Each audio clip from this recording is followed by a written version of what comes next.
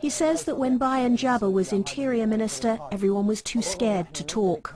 But last summer, he was promoted to a new job. Suddenly, people inside his old ministry started handing over files. These show how the police themselves became the death squads during Jabber's time in power. Then he shows us a highly confidential report from military intelligence. It describes how last February they caught 18 police commandos with 2 civilians they'd just kidnapped. The police say their own senior officers gave them names of people they wanted picked up, some of whom are later found dead. And this is their confession, or is this the report of the investigation? This is the report of the investigation. Okay. The report also says the senior officers who ordered the kidnapping belong to a Shia militia group called the Badr Brigade, and that's the military wing of Bayan Jabber's own political party. We will copy it and I will give it to you to get back to him, okay? Thank you. Do you want me to kit up again, or you do? Okay. With the armed guards in the back, we leave the compound. Mohammed Al-Daini comes too, our personal guarantor in case we're stopped by Sunni insurgents. This is a different way. We're going back a different way. Okay. He says another 50 armed men we can't see are blocking off the side roads to protect our route. A roadblock and police in camouflage uniforms. Who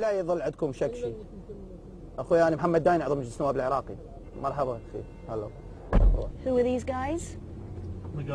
These were Megawir. That's the name for the police commandos, the force running the secret prisons and kidnapping people to order. We're driving right past one of their headquarters. In this place there were many Iraqis who were murdered or raped during Salah Ghira. We're heading back to our hotel inside the green zone. Will you say thank you to his guys who've looked after us as well? Thank you. Shukran jazeelan.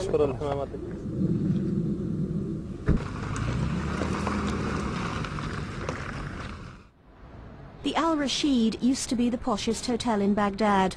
It took a battering during the American invasion.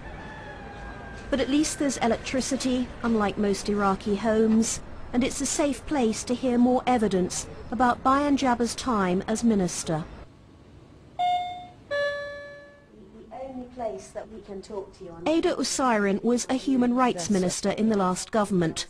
Her team kept bringing her reports of torture inside the Interior Ministry itself. So I didn't believe them because it's a ministry that belongs to the government and the Interior Minister has to know about it. So not the second time, the third time I said, can I come with you? Inside she found dozens of people being abused. The story of one woman horrified her above all others. She told me that she was raped 3 times in the same building. Do you think it happened? Yes, I did. Because she was crying, weeping. She was not acting. And she was still there for 3 weeks. Why was she still there? And the people who she said were raping her, who were they? They are the policemen and the security people who were in the Interior Ministry. Ada Usairan lived in exile in Britain for over 20 years after Saddam murdered her son. She calls herself a secular liberal Democrat, totally opposed to religion in politics. She confronted Bayan Jabber about the abuse in his ministry, and he said he'd sort it out. Was the suggestion that he was saying, I admit this is happening, but it's just a few bad people in my ministry? No, he didn't mention that word, that I admit that this is happening. No, he apologized for what happened, and he said, I don't know about it. I heard from your, I read your report, and I will look after what's happening. So he said he didn't know what was happening on the 6th floor of his own ministry? No, of course, yes. Did you believe that? No, no. But Iraqis aren't the only ones concerned about Bayan Jabbar. We've also tracked down a number of other people who worked in Iraq and witnessed the growth of the death squads.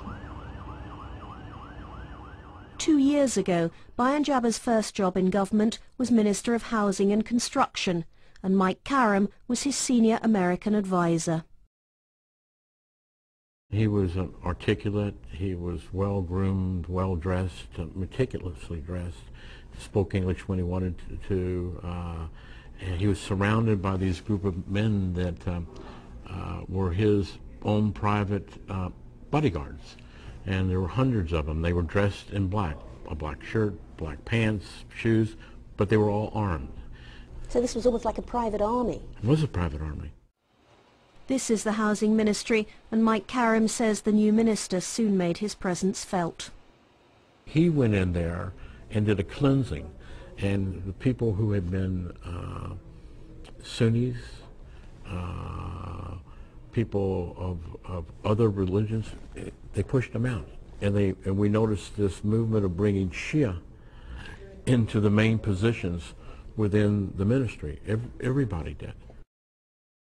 Bayan Jabbar spent years in exile in Iran, which funded both the party he belonged to and its military wing, the Badr Brigade. Their common aim was to overthrow Saddam and his Sunni government, until the Americans did it for them. Rick Clay was another advisor to the new minister. This was a very powerful position to have. Roads, bridges, hospitals, palaces, mosques, everything is designed and built, and military bases are all built out of the Ministry of Housing and Construction. But corruption was a huge problem. The Grand Mosque, which Saddam had started, was one of several projects where millions of dollars worth of materials and equipment were going missing, while the ministry guards did nothing. And it wasn't at nighttime, it was in broad daylight. It wasn't mom and pop with a screwdriver and a pair of pliers. This was very organized. Everything was documented about the corruption, about the theft of equipment, about our suspicions that he was taking the Ministry of Housing and turning it into a Shia operation with these Badr forces. Mike and Rick put together a damning report about Jabbar's ministry for their own American bosses. They wanted him replaced, but instead they were the ones who were sacked. What happened was quite a bit of a shock when we got there. When we got there, they decided that Mike and I needed to be replaced, they saw it as being ineffective in dealing with the minister. They decided they were going to keep him, and it was probably more politically expedient to ship us out at that particular time. Mike and Rick didn't talk about what happened for over 2 years, but after Bayan Jabbar was promoted to Interior Minister and reports grew about death squads, they became too angry to keep quiet.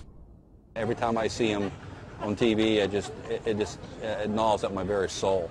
You know, I've talked to so many people in Department of State, in DOD, the intelligence communities that have dealt with this man, and they feel the same way. This man should not be there. They knew that the guy was doing all this. Now, they may not have liked what I said. They may not have liked me. But how in the hell do you keep him? And you let him continue till now we're at the point of a civil war. Baghdad certainly feels like a city being ripped apart by civil war. In the last year, the pattern of killing has changed. The Sunni insurgents continue to attack the Americans and anyone cooperating with them. But much of the violence now is sectarian and comes from the Shia militia groups with police backing. To reach their victims, we're working with an Iraqi journalist who has to be anonymous for his own safety. Abdullah's been living in London for the last few months and barely recognizes his own city. This is the Al-Mansur district. It looks like Oxford Street in London. It used to be very, very crowded of people who came to the restaurant, do shopping, and like these things. Everywhere there is a lorry or a vehicle carrying a family. This vehicle is carrying the furniture of a family, hopefully also from the violence. During the Sunnis